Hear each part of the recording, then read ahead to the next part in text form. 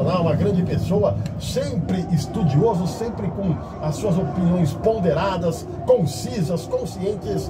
Carlos Alberto Espina, muito boa tarde, Espina. Eu quero a sua impressão, as suas impressões para esse jogo, que não deixa de ser, obviamente, na tabela, um jogo válido de confronto direto. O Corinthians é o nono com 44 pontos, o Vasco da Gama é o 11º com 43 pontos, porém apenas um pontinho separa o timão do Vascão. Boa tarde, Espina. Boa tarde, Alexandre. Boa tarde, meu caro Geraldinho. Boa tarde aos amigos da Rede Nacional de Notícias. É o famoso jogo de 6 pontos, né? O Corinthians que vem num momento muito bom, 5 vitórias consecutivas, e pelo outro lado o Vasco da Gama vem de 3 derrotas consecutivas, e nesses últimos 14 jogos a equipe do Vasco da Gama só venceu 2. O Corinthians conta com 2 desfalques, grandes desfalques, né? 2 jogadores importantes para essa arrancada do Corinthians, que é o arco e a flecha, o Memphis e o Yuri Alberto, vice-artilheiro do Brasileirão em grande ascensão.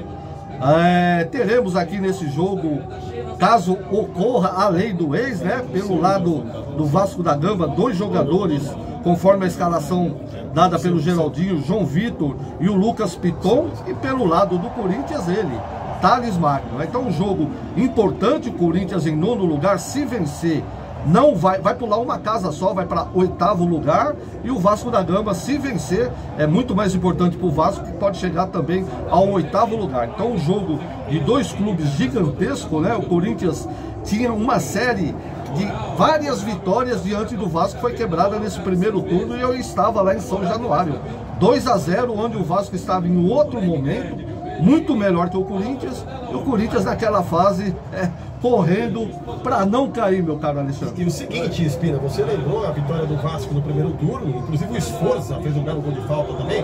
Agora, o argentino Esforza. Agora eu quero dizer o seguinte, o Vasco da Gama não vence o Corinthians em São Paulo desde 2007, naquela vitória por 1-0 no Paulo Machado de Carvalho, Pacaembu, gol de Allan Kardec, ainda muito jovem, hoje jogador do Galo, que encaminhara o rebaixamento do Corinthians, a última vitória do Vasco em São Paulo, hein?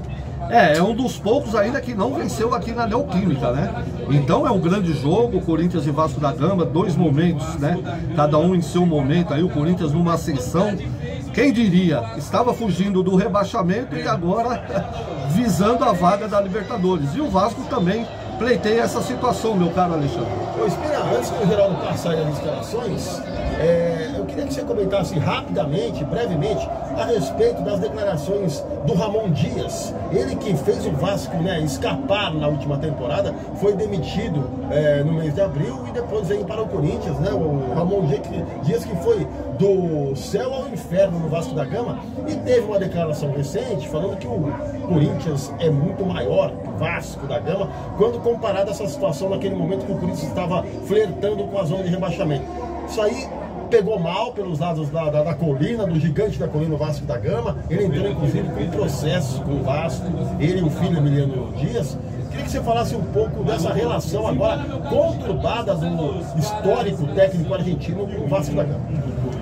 Olha, Alexandre e amigos, né? Foi uma declaração aí, realmente, ele pisou na bola, né? O Vasco da Gama, independente do momento, nós sabemos que no Brasil temos no mínimo 12 clubes gigantes, né? E para cada torcedor, o seu clube é o maior. Não adianta, vamos supor, o Palmeiras vive um grande momento agora, o torcedor do Palmeiras falar que é maior do que o Corinthians não vai aceitar. O Corinthians vai ter sempre na ponta da língua os mundiais.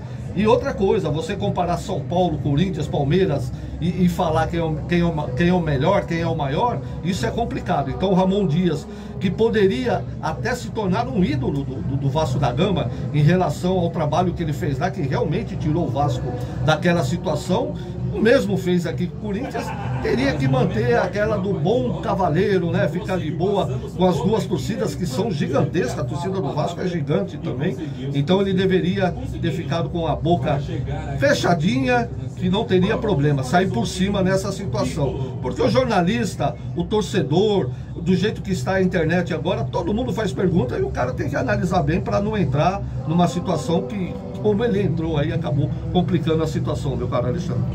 Também partilho da sua opinião, 100% aí em gênero, número e grau. Acho que ele foi infeliz na colocação, mas é isso, né? Futebol é feito também de bons e maus momentos, né?